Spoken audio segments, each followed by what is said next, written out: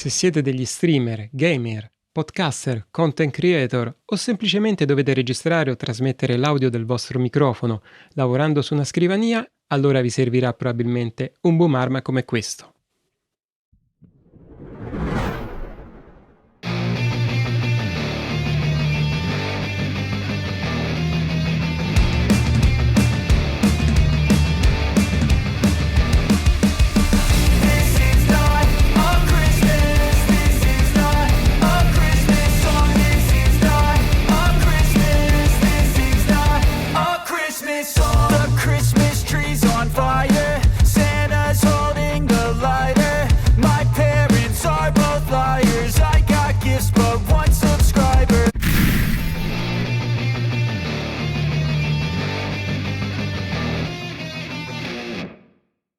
Ciao, sono Giancarlo, benvenuti sul mio canale dedicato al mondo dell'audio e del videomaking. Iscrivetevi al canale e attivate le notifiche per essere sempre aggiornati sui nuovi contenuti. Oggi parliamo del nuovo Rode PSA One Plus. È il mio primo boom arm perché fino ad ora ho utilizzato sempre uno stativo o un'asta microfonica per reggere il microfono. Solitamente uso uno shotgun mic, per cui è fuori dall'inquadratura e quindi preferibilmente lo monto su un'asta. I boom arm di questo tipo mi hanno sempre però attratto per la semplicità di utilizzo e la velocità con la quale si può riposizionare il microfono dove si vuole, senza doversi alzare, spostare, avvitare, stringere viti, morse, eccetera. Vediamo di analizzare nei dettagli questo braccio di Rode, evidenziandone i pregi e eventuali difetti. Il Rode PSA One Plus è l'erede dell'assai diffuso predecessore PSA One, che avrete sicuramente visto utilizzare da molti youtuber, streamer o chi fa audio production. Visivamente si distinguono perché il nuovo modello è dotato della guaina protettiva e per il Cable Management System, ovvero le clip di supporto per i cavi audio. Il costo del PSA One Plus si aggira sui 130 euro, anche se in questo momento si trovano delle offerte sui 100 euro, mentre il PSA One sta sulle 80-90 euro. Se avete già il modello precedente, non credo ci sia necessità di aggiornarlo. Se invece avete bisogno di un altro boom arm o come me volete acquistare il primo, nella fascia di prezzo che arriva probabilmente a 300 euro, questo sembra essere il migliore di tutti. La prima caratteristica che deve avere un buon boom arm è quello di sostenere senza cedimenti e agevolmente il o i microfoni che utilizziamo. In questo si dimostra superiore a boom arm di fascia nettamente superiore. Supporta microfoni con un peso molto leggero, come il VideoMic NTG, fino a microfoni broadcast ben più pesanti.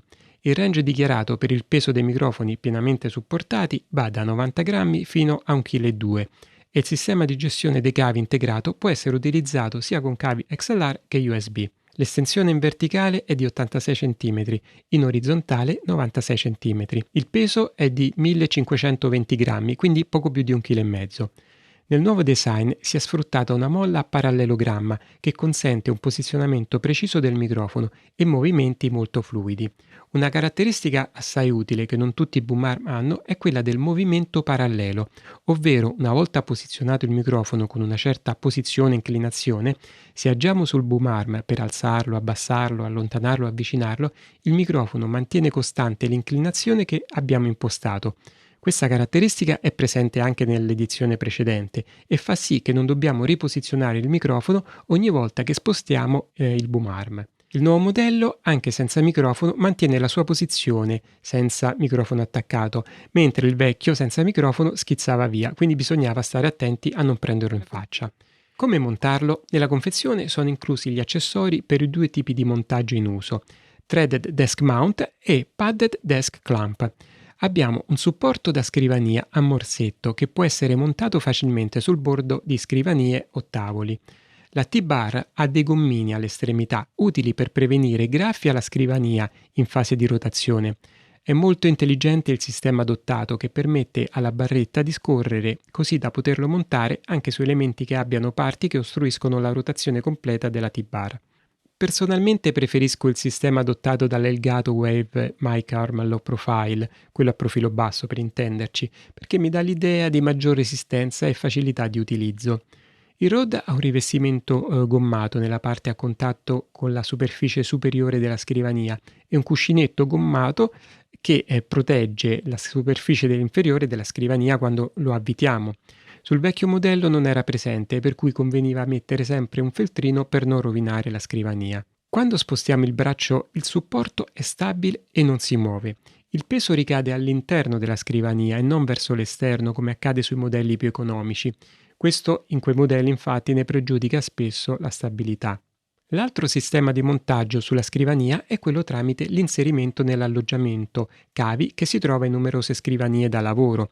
In passato bisognava necessariamente praticare un foro sulla scrivania per installare la piastra di sostegno e non sempre era cosa gradita. Quindi adesso o si pratica un foro oppure si usa in quelle scrivanie che ce l'hanno il foro predisposto. La nuova piastra si adatta ai fori predisposti appunto e presenta anche un foro supplementare all'interno del quale far passare il cavo XLR o USB, qualora ce ne fosse bisogno.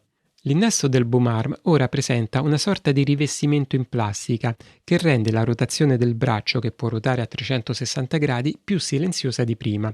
La silenziosità è molto importante, soprattutto per gli eventi in diretta. La costruzione è stata curata per garantire la massima silenziosità.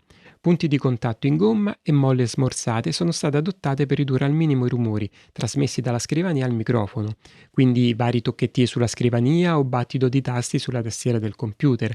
I tabletop mic stand sono sì molto economici, ma trasmettono terribilmente ogni vibrazione o colpo al microfono.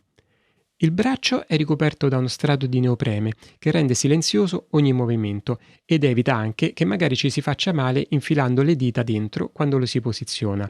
All'interno c'è uno strato di cartone che dà la forma al tutto. Appena preso e utilizzato per fare delle prove, un pezzetto di cartone si è staccato perché è rimasto incastrato negli ingranaggi. Sono presenti delle clip per attaccare i cavi e tenerli in ordine e non farli sbattere, quindi per maggiore silenziosità.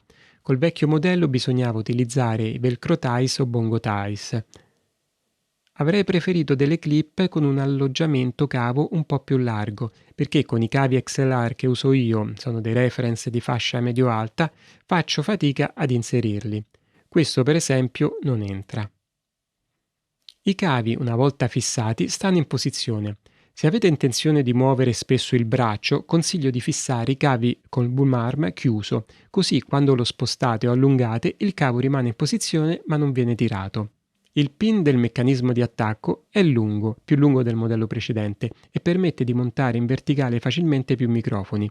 L'attacco è quello classico per microfoni e shock mount. Per collegare il microfono bisogna avvitare la clip del microfono o il supporto shock mount sulla filettatura da 3 ottavi dell'attacco e girare in senso orario. Se il microfono e il supporto shock mount utilizzano una filettatura da 5 ottavi, è possibile utilizzare l'adattatore da 3 ottavi a 5 ottavi incluso.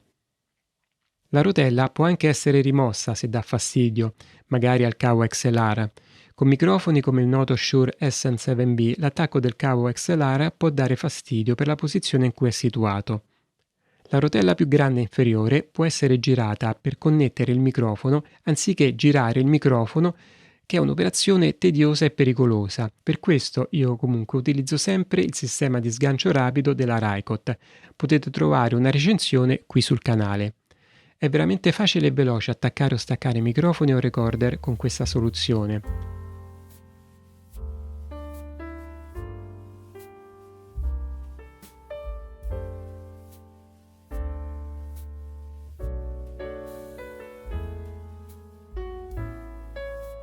Ci sono due ghiere che girandole permettono di ruotare e spostare il microfono nella posizione desiderata. Se si monta il microfono in verticale potrebbe essere necessario serrare ulteriormente le manopole per assicurarsi che vi sia una tensione sufficiente per impedire la rotazione involontaria del microfono. Un boom arm come questo può essere montato anche su uno stativo ed essere quindi usato anche per sostenere un microfono come un boom mic tradizionale o un mic stand. Possiamo attaccarci anche dei recorder, come per esempio gli handy recorder di casa Zoom, come il piccolo H1N o il ben più pesante H6. Qui il Rode non ha nessun problema a reggerlo, anche a tutta estensione. Ho provato e riprovato, casomai è il sistema di sospensione Rycote che va in crisi quando il recorder viene inclinato troppo. Anche qui c'è una recensione sul canale. Il lato negativo sembra essere solo uno, il logo bianco bene in vista, ripetuto 2 volte per parte sulla sleeve protettiva. È troppo appariscente e se il boom arma compare in video, secondo me distrae, oltre a fare pubblicità gratuita alla RUD. Siccome le clip sono montate in corrispondenza dei loghi, non possiamo neanche avvolgerlo con qualcosa. Si possono coprire con del nastro adesivo, però questo si vedrà, rendendo la cosa secondo me un po' una pecionata. Si possono anche grattare via le scritte, ci sono anche dei prodotti chimici che servono per fare questo, ma si rischia comunque secondo me di rovinare il neoprene, per cui pollice verso su questo aspetto. Bene, adesso facciamo qualche prova per sentire la trasmissione dei rumori. Sul microfono, toccando il microfono per riferimento. Toccando il boom arm. Ok, adesso tichettiamo sulla scrivania.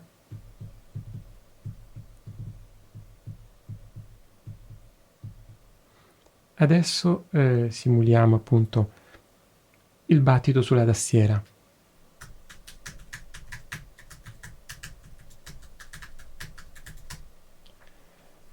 La tastiera è quella Apple.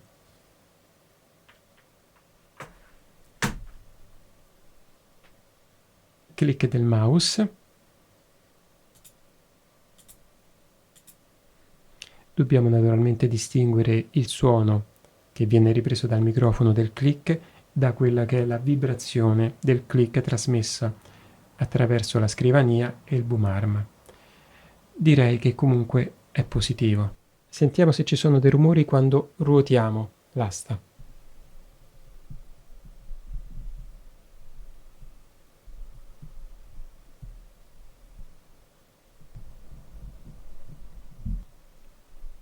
Mi sembra perfettamente silenziosa. È un ottimo accessorio che quando non serve può essere rimosso in un baleno, richiuso e messo da parte. La costruzione mi sembra accurata, buoni materiali e le soluzioni adottate, venduto ad un prezzo accessibile. Rode si sta dando davvero molto da fare tra microfoni, accessori, software e app per la gestione degli ultimi modelli di microfoni e interfacce.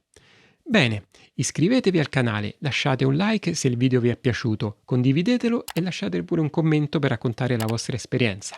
Alla prossima, ciao!